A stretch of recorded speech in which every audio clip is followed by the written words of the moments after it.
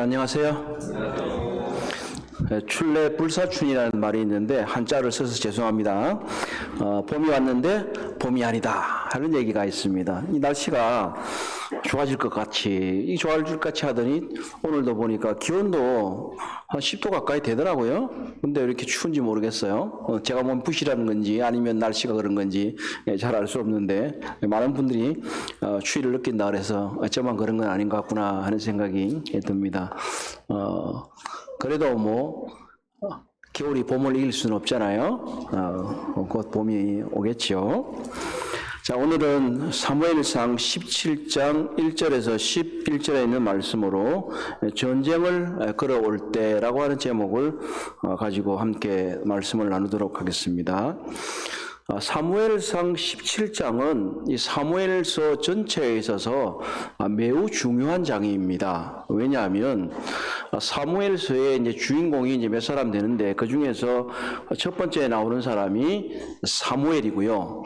그 다음이 이제 사무엘이 기름을 부은 사울이 나오고 그 이후에 사무엘 하부터 다윗이 또 통치하는 그런 전개를 가지고 있습니다. 이 사무엘상 17장은 표면적으로 보면 마치 우리가 이제 주일학교에서 이 말씀을 듣게 되면 다윗과 골리앗의 싸움, 그래서 사람들이 비신자들도 그 얘기를 많이 하잖아요. 어떤 큰 상대를 주변으로 싸우는 작은 상대가 이겼다 할 때 다윗과 골리앗의 싸움이다. 이렇게 얘기를 하기도 해요. 그런 것도 있어요. 사실은요. 조선소에 가면 현대 조선소가 울산에 있거든요. 저도 이전에 알았는데 엄청나게 큰 크레인이 있어요. 그 크레인 이름이 골리앗 크레인입니다.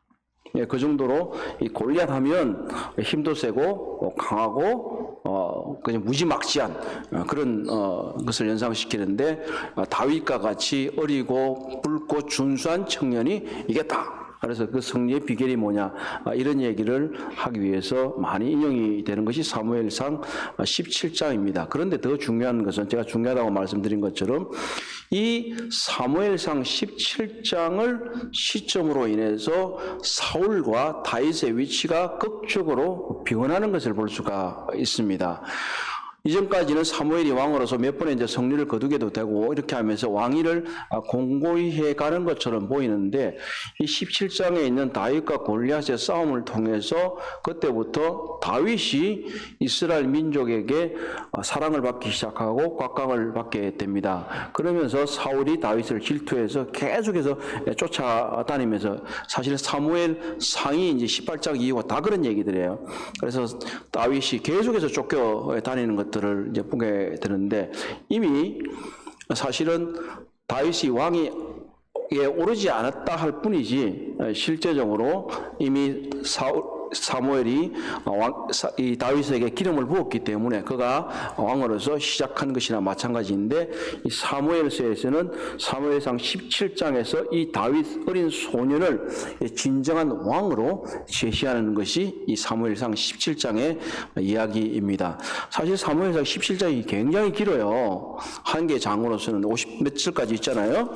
근데 이게 나무향기도 보니까 하여튼 다음 일주일 때까지도 가야 돼요. 그래서 제가 사무엘상 17장을 좀 다 한번 말씀을 좀 드려볼까 했더니 그러면 안 되겠더라고요.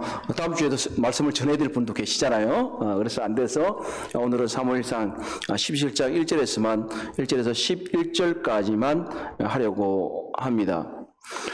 좀 그림을 한번 보여주겠어요? 이제 좀 배경을 조금 한번 보려고 합니다. 자, 여기 이제 보시는 것처럼 사울 왕국과 그리고 이제 사울이 행했던 이제 전쟁이 나오게 되는데 이걸 보시게 되면 저쪽에 있는 게 이제 사울 왕국의 영토예요. 이게 동그랗게 이제 자주색으로 해놨던 것이 보면 그 안에 보면 이제 기브아라고 있죠. 기브아가 누구의 고향이죠? 예, 맞았어요. 사울의 고향이고, 사울이 통치하는 기간 동안에 임시적인 수도 또는 실질적인 수도로서 역할을 했습니다. 그래서 사울은 이곳을 중심으로 통치를 하고 있었고, 그리고 이제 빗금 친호ጥ나 아니면 붉은색이 있는 그 이쪽 바닷가 쪽이 블레셋의 땅이에요. 이 블레셋 사람들은 사실은 원래 가나안 사람들이 아니고 에게 이쪽에 있던 그리스 저쪽에 섬 쪽에 있던 사람들인데, 거기서 경쟁에서 지게 되면서 대거 이 사람들이 배를 타고 이 가나안 땅의 해변 지역으로 왔어요.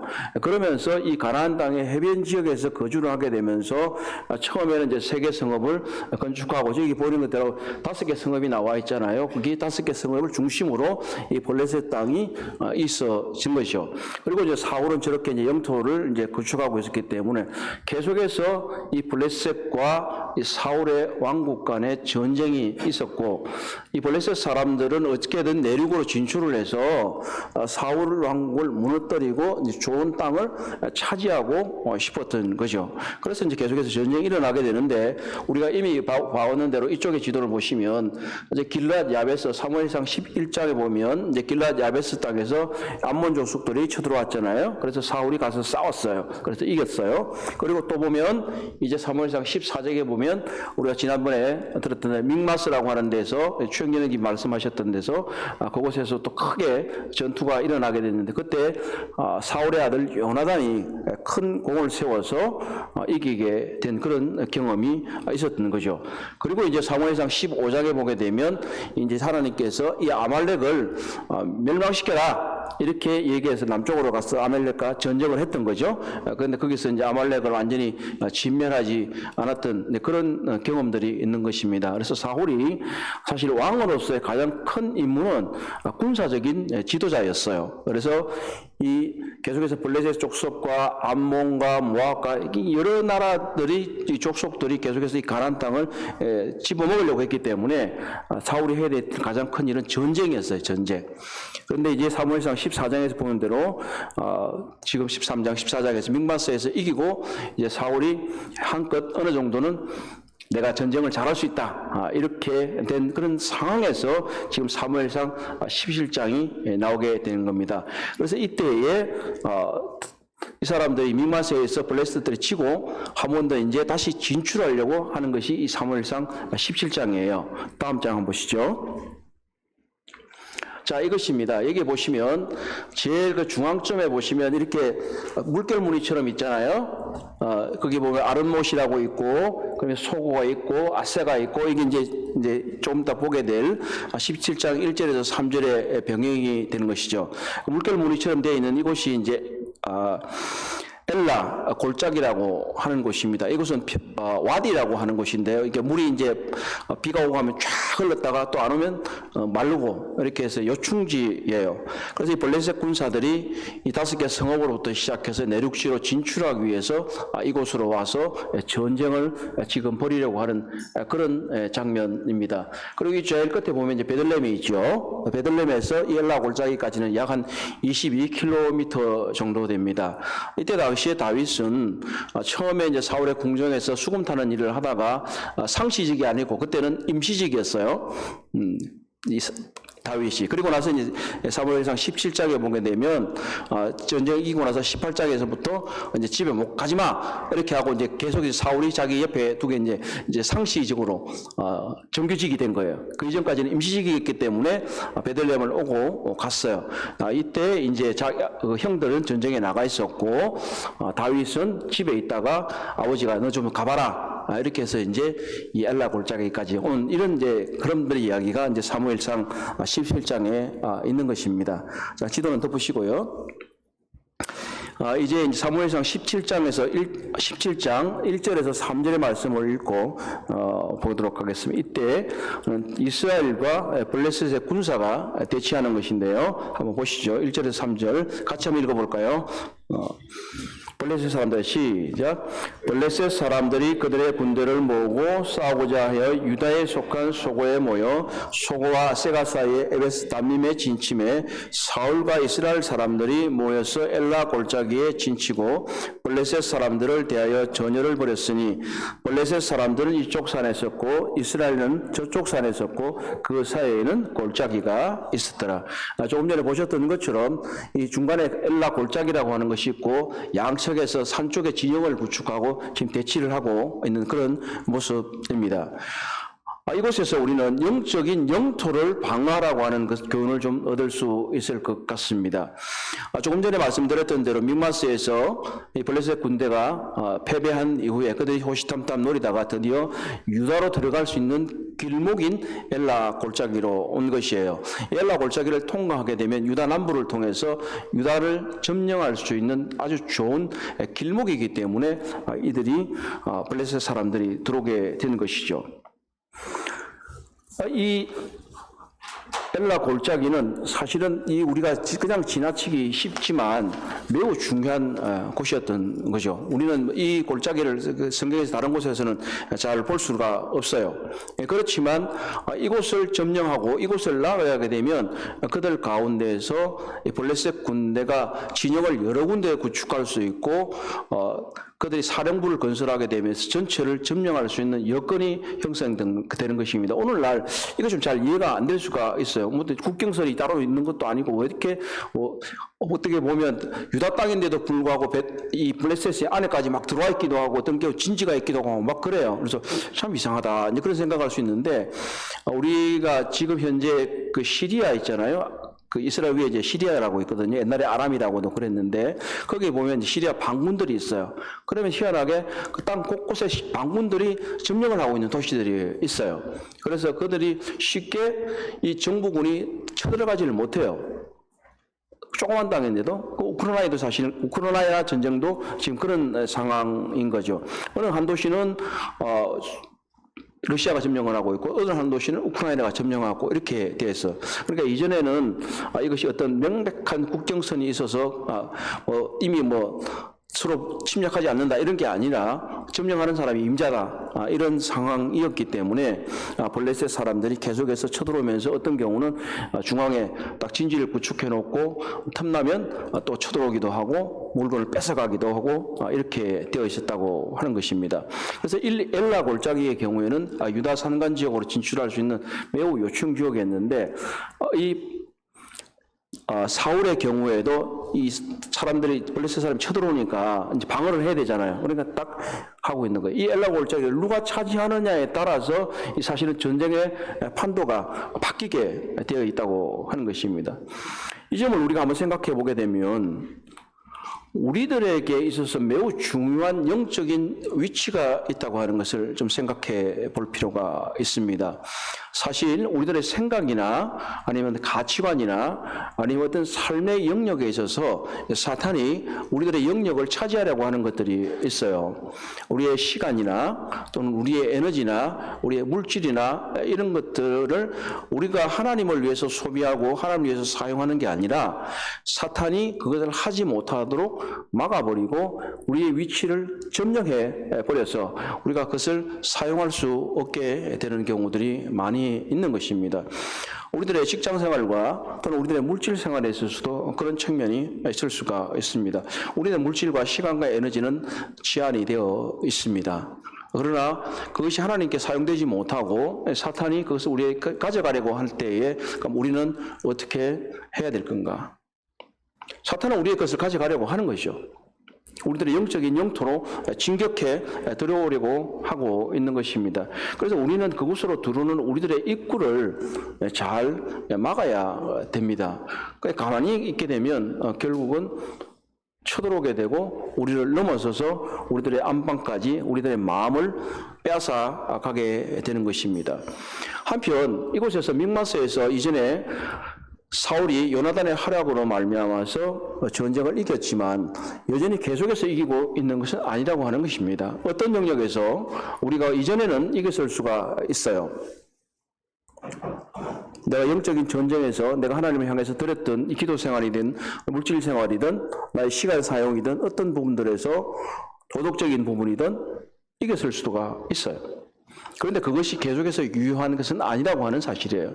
사탄은 어떻게 하든지 우는 사자와 같이 계속해서 우리를 이기려고 하고 우리의 영토를 침입하려고 한다고 하는 것입니다. 그렇기 때문에 우리는 우리의 영적인 영토를 우리들의 통제하에 성령의 도우심에 말미암아서 그대로 두어야 된다는 거예요. 그렇지 않으면 언제든지 우리는 우리의 중요한 영적인 영토를 뺏길 수 있다고 하는 것입니다.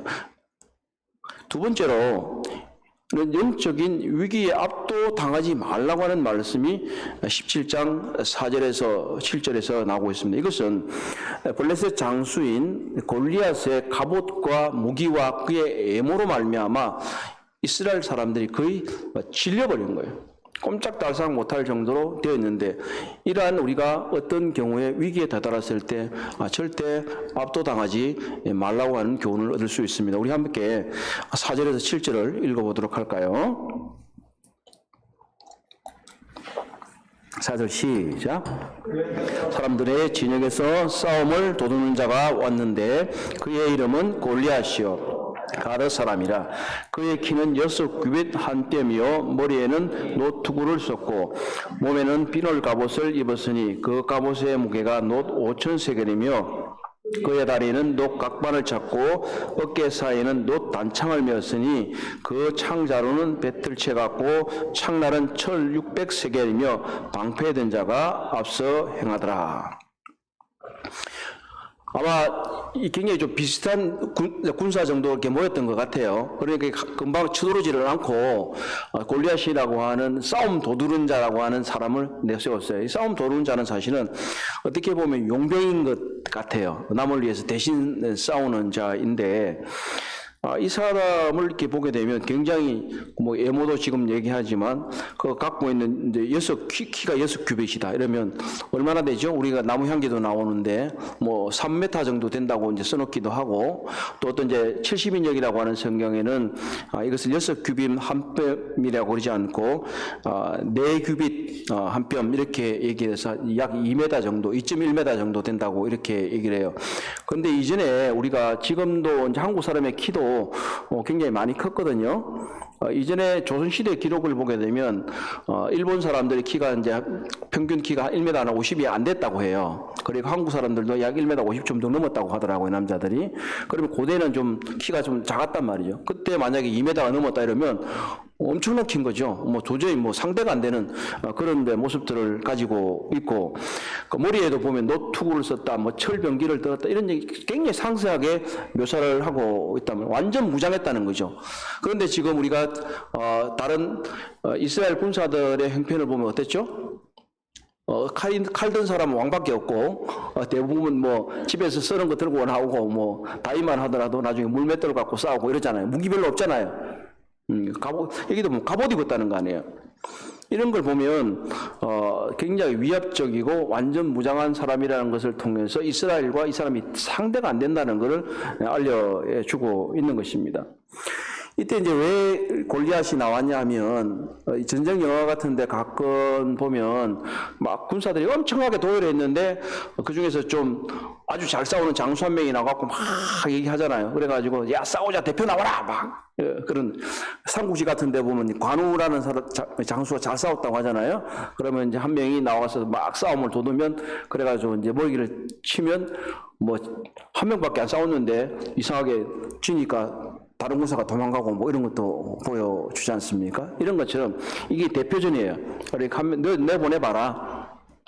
그런데 이 이스라엘 사람들이 지금 사실은 아무도 못 나오고 있는 건데 이것은 직접적으로 사실은 금방 싸움을 하려고 하는 것보다도 이스라엘 사람들을 심리적으로 압박하려고 하는 그런 것을 볼 수가 있습니다.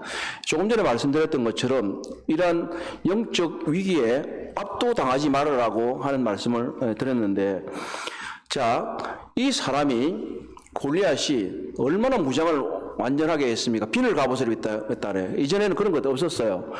그런데 이 우리 이순신 장군처럼 이렇게 갑옷이 다 이렇게 해서 살을 뚫고 못 들어가게 돼 있는 거죠. 그리고 투구도 있었고 뭐 창틀도 있고 그리고 앞에도 방패 던진 사람까지 있었는 거예요. 그런데 이렇게 힘 있고 위용이 있는 사람이 과연 이렇게까지 무장할 필요가 있을까요? 사실은 그렇게 하지 않아도 되는데 이 사람은 허세가 많고 겁이 많은 거예요. 사실은. 그렇기 때문에 오히려 그렇게 했는데 그가 어디에 문제가 있었어요? 얼굴이 비었어. 얼굴이 비었다고. 그렇기 때문에 우리의 대적들은 우리를 공격하고 굉장히 위압적으로 보이고 우리를 집어먹으려고 하는 것이 보이지만 약점이 있고 연약한 상대라고 하는 것입니다. 결국 물맷돌 하나에 머리에 박혀서 죽게 되는 건데 이건 우리의 사탄이 우리를 대적하는 뿐만 아니라 우리의 삶 속에서 사실 직장 생활을 하다 보면 또 가정 생활을 하다 보면 정말 우리를 어렵게 만드는 분들이 있잖아요. 정신적으로 됐든 영적으로 됐든 어렵게 만드는 분이 분명히 있습니다. 그런데 그때 겁먹지 마세요. 겁먹지 마시라고요. 그들이 꽁꽁 무장하고 있고 완벽하게 우리를 공격할 수 있는 존재처럼 보인다 할지라도 다윗의 물맷돌에 머리를 맞아 죽은 골리앗처럼 그들에게 여전히 약점이 있고 그들은 연약한 존재이기 때문에 하나님이 하시면 그들은 쓰러뜨릴 수 있는 것입니다. 이것은 다윗과 골리앗의 싸움이라기보다는 사실은 하나님께서 다윗을 사용하셔서 대적 블레셋 골리앗을 물리쳐 주시는 것을 의미하고 있는 거예요. 다윗이 그냥 명민하게 물맷돌 잘 던져서 죽었다 이게 아니에요. 하나님이 다윗을 높이시기 위해서 하나님이 이스라엘 백성을 구해 주시기 위해서 다윗을 사용하신 것에 불과하다고 하는 사실입니다. 그래서 우리는 비록 다윗과 같이 연약하고 힘이 없고 약한 사람일 수 있으나 하나님께서 해주시면 우리의 대적, 우리의 큰 적을 물리칠 수 있다고 하는 사실입니다. 우리의 삶을 살아가는 동안에 계속해서 우리는 대적을 만나게 되어 있습니다. 그렇지 않습니까? 계속해서 하는 승리는 없어요. 그렇기 때문에 하나님을 의지하고 나아가게 되면 승리할 수 있다고 하는 것입니다. 분명히 다윗은 후반부에 나오게 되겠지만 17장 후반에서 그는 누구의 이름으로 나간다고요? 살아계신 하나님의 이름으로 나간다고 말씀하고 있는 것입니다. 자기의 힘이나 용기를 의지하는 것이 아니었다고 하는 것이죠. 우리는 절대 우리의 위기 상황을 만났을 때 압도당하지 말아야 합니다. 하나님께서 우리를 구하고자 하시면 대적들은 무너뜨릴 수 있기 때문입니다. 지레 겁먹고 내가 스스로 물러서거나 영적 전쟁을 포기해서는 안 될 것입니다. 우리보다도 힘이 센 사람, 사탄의 큰 힘 때문에 뒤로 물러서서 주저앉아 버리고 전쟁을 포기하지 않아야 하겠습니다. 그리고 이제 17장 8절에서 11절 그리고 14절은 영적 도전에 움츠러들지 말라고 말하고 있습니다. 우리 17장 8절에서 11절을 보게 되면 골리앗이 이스라엘 군대를 굉장히 모욕합니다. 그런데도 불구하고 이스라엘 사람들은 겁에 질려서 가만히 있습니다. 한번 같이 보실까요? 자, 17장 8절에서 11절을 함께 보시도록 하겠습니다. 8절 그가 서서 시작. 그가 서서 이스라엘 군대를 향하여 외쳐 이르되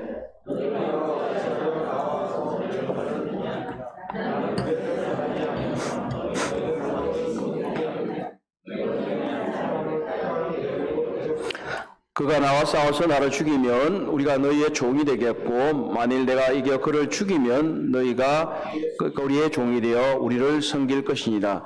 그 블레셋 사람이 또 이르되 내가 오늘 이스라엘의 군대를 모욕하였으니 사람을 보내어 나와 더불어 싸우게 하라 한지라. 사울과 온 이스라엘이 블레셋 사람의 이 말을 듣고 놀라 크게 두려워하느니라. 여기 이제 마지막 절에 보면 이 블레셋 사원의 이 말을 듣고 놀라 크게 두려워하니라 이렇게 되어 있는데 이 놀라다는 말 자체도 사실은 두려워하다는 말이고요. 오히려 뒤에 있는 두려워하다는 말은 공포에 질렸다 하는 이제 뜻으로 번역이 될 수 있습니다. 그러니까 두려워서 공포에 질려서 지금 아무것도 못하는 그런 상태였던 거죠. 조금 전에 읽었던 두 번째 단락에서는 이스라엘 사람들이 그의 이 골리앗의 압도적인 외모 때문에 실려가지고 가만히 있었다면 이제는 그의 말 때문에 꼼짝달싹을 못하고 있는 겁니다. 그래서 이제 이 사람이 1대1 한번 붙어보자. 너희들 중에 사람 한 명 보내봐라. 그런데 이스라엘 상에도 아무도 나갈 생각도 하지도 않고 그냥 두려워서 그냥 공포에 질려서 가만히 있는 거죠. 사실은 누가 나가야 되겠습니까? 이 자리에서? 이게 사울이 나가야 되는 겁니다. 왕이기 때문에. 그런데 사울은 뒤로 물러서 가만히 있는 거예요. 그리고 사울이 가만히 있으니까 어떻게? 이스라엘 사람들도 가만히 있는 거예요. 그가 직접 말하기를 내가 이스라엘의 골리앗이 말하기를 내가 이스라엘의 군대를 모욕했으니 이렇게 얘기하는 너희도 나와라. 그렇게 말하는데도 말하지 않는 것이죠. 특별히 이 사람이 자기를 뭐라고 소개하냐 나는 블레셋 사람이요 너희는 사울의 신복 사울의 종이다. 이 무시하면 너희는 종이다. 너희는 노예다. 이렇게 지금 얘기를 하고 있는 거예요. 그러니까 너희가 나를 이기면 내가 너희들의 종이 되겠지만 너희가 나를 이기지 못하면 너희가 내 종이 되겠다. 우리 종이 되니까 계속 종 얘기를 하고 있는. 그러니까 이게 얼마나 희롱하고 있는 거예요. 너희는 종이야. 나는 자유인이야. 이렇게 얘기를 하고 있는 거예요. 그런데도 이들은 꼼짝달싹을 못하고 있는 거죠. 우리는 때때로 이런 경험을 할 수가 있습니다. 사람들의 말 때문에, 위협 때문에, 어떤 경우는 우리의 직장 문제를 가지고 거론하는 사람들 때문에, 어떤 경우는 가정에서 우리들에게 위협하는 것들 때문에 꼼짝달싹을 못하고 거기에 겁먹어서 움츠러들어서 우리는 예수 그리스도의 종인데도 불구하고 마치 사람의 종인 것처럼 사람에게 매여 있는 것을 가끔씩 발견할 수 있습니다. 때때로 가정에서도 참 우리가 모욕을 당하는 경우들도 있습니다. 저도 젊었을 때 예수님을 처음 믿게 됐을 때 참 저희 부친으로부터 얼마나 많은 모욕을 받았는지 모르겠어요. 감사하게도 부친께서 예수 그리스도를 믿고 소천하셨기 때문에 더 이상은 유감이 없지만 그 이제만 하더라도 참 감내하기 힘들었던 경우들이 참 많이 있었어요. 때때로 우리가 이런 경우들을 당할 수 있습니다. 그러나 절대로 움츠러들어서는 안 되는 것입니다. 왜? 골리앗이 너희 이스라엘 군대를 모욕했다 이렇게 되어 있는데 나중에 다윗은 뭐라고 하느냐면 내가 살아있는 하나님의 군대를 네가 모욕했다 이렇게 말하는 거죠. 그냥 이스라엘 군대가 아니고 하나님의 군대라고 말했다고 하는 거죠. 우리는 그냥 사람이 아니고 하나님의 자녀예요. 그래서 하나님의 군대를 모욕한 것으로 받아들인 사람은 바로 하나님의 군대의 모욕을 견딜 수가 없기 때문에 분연히 일어서서 대적하지만 사람을 무시한다고 생각했기 때문에 그저 내가 저 사람보다 약하니까 나는 가만히 있는다라고 할 수밖에 없는 거죠. 우리의 신분을 잘 기억해야 할 것입니다. 이 사울과 그의 군대들이 있을 수밖에 없는 것은 정말 그들이 무엇 때문에 이런 모욕을 당하고 있는데 모욕의 본질이 뭔지를 몰랐던 거예요. 그들이 블레셋의 군대와 골리앗이 하고 있던 하나님을 모욕하고 있었다는 거죠. 하나님을 모욕하고 있는데 그것을 겁먹어서 그대로 있었다는 거죠. 일반적인 내가 모욕당하는 것은 참을 수 있으나 하나님의 이름이 모욕당하는 것은 절대로 참아서는 안 되는 것입니다. 우리는 성령을 의지함으로 말미암아 이 일들을 해나가야 되고 이 거대한 역경과 위기와 핍박과 혼란 가운데에서 우리는 용기를 가지고 주님을 의지하면서 이겨내야 하는 것입니다. 우리는 이 압도적인 역경에 맞서서 어떻게 승리하는 그리스도의 삶을 살아갈 수 있겠습니까? 첫 번째는 하나님을 공경해야 합니다. 하나님을 존중하게 되면 하나님의 이름을 위해서 우리는 싸울 수 있습니다. 두 번째는 하나님의 주권적인 능력과 은혜를 신뢰하는 마음을 가지고 있습니다. 절대로 다윗이 자신의 힘을 의지하고 나간 것은 아닙니다. 뒤에 보면 나오는 대로 처음에 사울이 다윗에게 자기 갑옷을 입혀요. 근데 입어보니까 안 맞잖아요. 자기한테 안 어울리는 거예요. 다윗 다 벗어버리고 자기가 즐겨 애용하는 물맷돌을 가지고 나가게 되는 것입니다. 우리의 능력은 나한테 있는 게 아니고 하나님의 주권과 은혜 가운데 있는 것입니다. 우리는 먼저는 하나님을 공경하는 용기를 가져야 되고 또는 우리가 하나님을 은혜를 신뢰하는 마음으로 하나님께 나가게 된다면 우리에게 당하는 어떠한 고난이나 역경도 이겨나갈 수 있는 것입니다. 사랑하는 형제 자매님들, 물론 우리가 지금 삶을 살아가면서 엄청난 큰 유경을 당하고 있는 것은 아니지만 다양한 삶의 위기 속에서 또 역경 가운데서 우리가 하나님을 의지함으로 하나님의 주시는 힘으로 이겨 나갈 수 있을 것입니다. 내가 이기는 것이 아니고 하나님이 나를 구해 주시는 것이라고 하는 사실입니다. 언제든지 대적들은 그리고 사탄은 우리의 영적인 영토를 침범해서 우리가 하나님을 의지하지 못하도록 하나님을 즐거워하지 못하도록 계속해서 하고 있는 것입니다. 그러므로 형제 자매님들과 제가 이제 하나님을 의지하고 하나님을 존중하면서 신뢰하고 하는 마음으로 용기를 가지고 우리의 영적 전쟁을 수행해 나갔으면 합니다. 기도하겠습니다. 자비하신 아버지 하나님 감사합니다. 하나님께서 이 다윗과 골리앗의 전쟁을 통해서 우리들이 교훈받게 하시고 우리의 능력이 아니라 하나님의 능력으로 하나님을 공경하는 마음으로 하나님께 나아가며 영적 전쟁을 승리할 수 있도록 도와주시기를 기도드립니다. 건강에 어려움이 있는 성도님들도 계십니다. 하나님 도와주셔서 잘 회복하게 하시고 또 주님께서 영적으로 어려움이 있는 형제 자매님들도 도와주셔서 승리할 수 있도록 하여 주시기를 기도드립니다. 감사합니다. 예수 그리스도의 이름으로 기도합니다. 아멘.